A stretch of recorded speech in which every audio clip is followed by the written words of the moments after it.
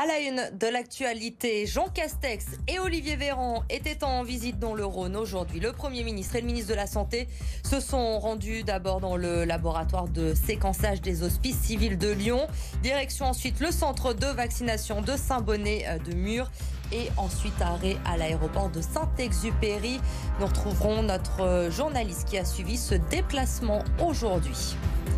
2 autotests par semaine, c'est la nouvelle règle pour les élèves de 6e depuis lundi. Décision prise par le ministre de l'Éducation nationale en attendant l'ouverture de la vaccination aux moins de 12 ans. Reportage dans un collège lyonnais où l'on a expliqué aujourd'hui aux jeunes justement l'utilisation de ces autotests. Un week-end de sport, l'Olympique lyonnais est sous pression avant son déplacement à Bordeaux dimanche. L'OL est 10e à 6 points du podium. Le Loup, lui, reçoit Brive demain après-midi. Faux pas interdit à la maison pour des Lyonnais qui veulent arrêter de faire le yo-yo cette saison en championnat. Jean Castex et Olivier Véran étaient donc en visite dans le Rhône aujourd'hui. Le Premier ministre et le ministre de la Santé qui se sont rendus notamment aux hospices civils de Lyon pour découvrir le laboratoire de séquençage avec le professeur Bruno Lina, centre de vaccination et l'aéroport également au programme. On retrouve sur place notre journaliste Clémence Delarbre. Une visite placée sous le signe de la reprise épidémique pour Jean Castex. Il a commencé sa visite à Lyon en début d'après-midi aux côtés d'Olivier Véran. Ils sont allés à la Croix-Rousse visiter le laboratoire de séquençage des tests PCR aux hospices civils de Lyon. Ils ont notamment rencontré le virologue Bruno Lina avec lequel ils ont visité le laboratoire qui étudie les variants comme le variant Omicron. Suite à cette visite, Jean Castex est venu ici seul à Saint-Bonnet-de-Mur visiter ce centre de vaccination. Il a pris quelques minutes pour aller à la rencontre des habitants. Notamment, il a pris des selfies avec les enfants. Il leur a signé aussi quelques autographes. Il est ensuite rentré dans ce centre où il est allé discuter avec le personnel qui s'occupe des vaccinations et les personnes venues se faire vacciner.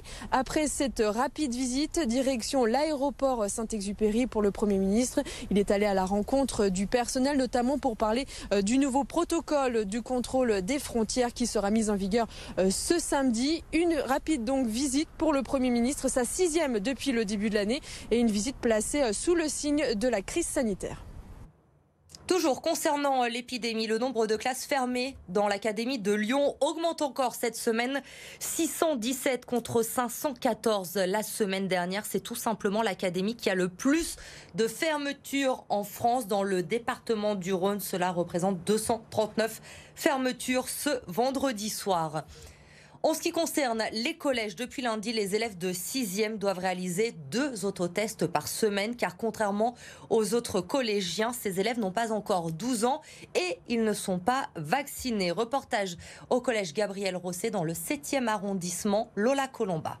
Dans le bureau du proviseur, de petites boîtes sans tasse, des autotests distribués et présentés au compte-gouttes à quelques 130 élèves de 6e. Une fois je l'ai rentré dans la narine, je tourne, je vais rentrer mon écouvillon dans le petit tube, bien tourner, et au bout de 15 minutes, vous allez avoir apparaître soit une bande, soit 2 bandes. C'est ce qui va vous dire si vous êtes positif ou négatif. Âgés de moins de 12 ans, ces élèves ne sont pas vaccinés. Ils sont donc invités à pratiquer ces autotests 2 fois par semaine. Attentifs, ils sont néanmoins un peu inquiets. Ben oui, je comprends que c'est important, mais ça fait mal. J'en ai jamais fait. Toute ma famille l'a déjà fait à part moi. Du coup, je suis un petit peu stressée de le faire. C'était un peu dur la première fois, mais je pense que je vais réussir facilement le deuxième, celui-là. Ces derniers jours, le collège Gabriel Rosset a observé une légère recrudescence des cas. Alors pour le proviseur, l'arrivée de ces autotests est un soulagement. C'est un mieux pour la sécurité des enfants, des familles, pour nous, l'établissement des personnels, et ça nous permet aussi d'espérer pouvoir programmer les cours le plus normalement possible dans cette fin d'année scolaire. Néanmoins, ces autotests ne seront pas contrôlés par l'établissement et en cas de retour positif, il faudra les faire confirmer par un test sous surveillance médicale.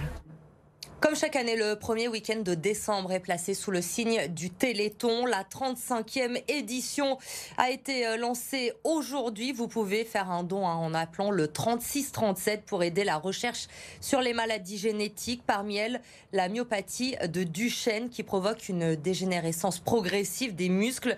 Nicolas Lyonnais a été diagnostiqué à l'âge de 8 ans et depuis, il fait tout pour vivre le plus normalement possible. Mélanie Ferreira.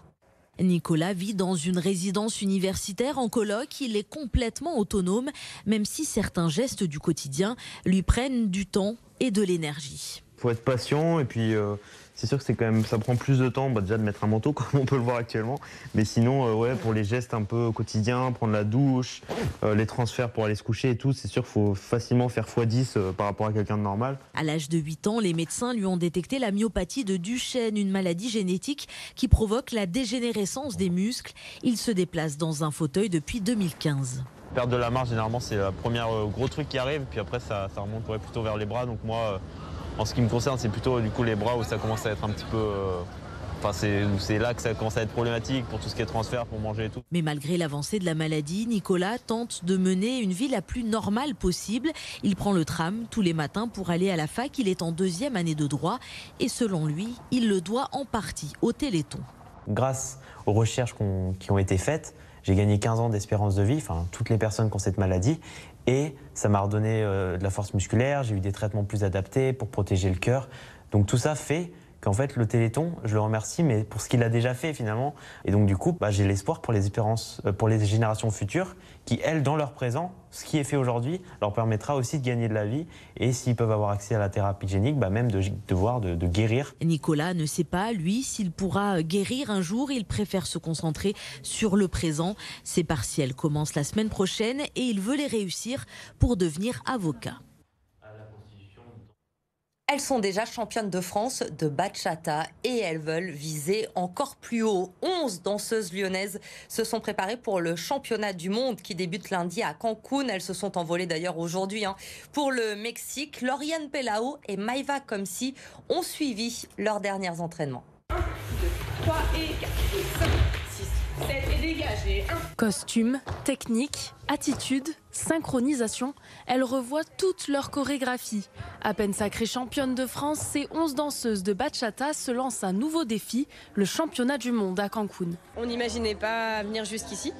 Et suite à la victoire au championnat de France de cette team-là, justement, on s'est posé la question, elles se sont posé la question en priorité de se dire on a envie de partir à Cancun, au Mexique pour le championnat du monde. Et on y va en représentant la France et c'est une grosse fierté pour nous. Un objectif qui demande près de 10 heures d'entraînement intensif par semaine.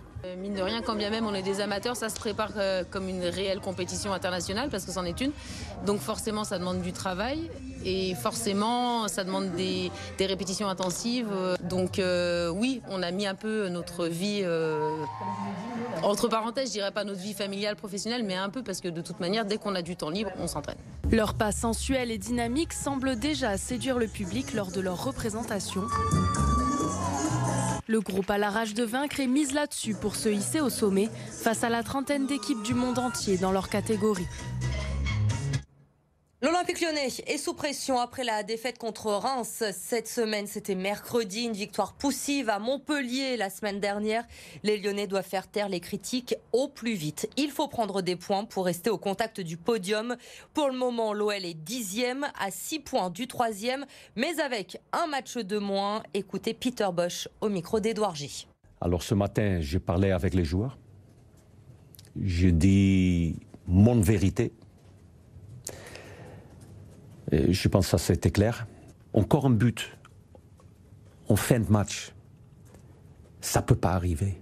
La possibilité était là de monter sur le classement. Et encore une fois, à chaque fois, on est là pour faire le pas. On ne prend pas. Et ça, c'est pas bien. Le Loup, lui, reçoit Brive demain après-midi à Gerland, 12e journée du top 14. Et un peu le même constat que l'OL. Les hommes de Pierre Mignoni doivent faire preuve de plus de constance cette saison.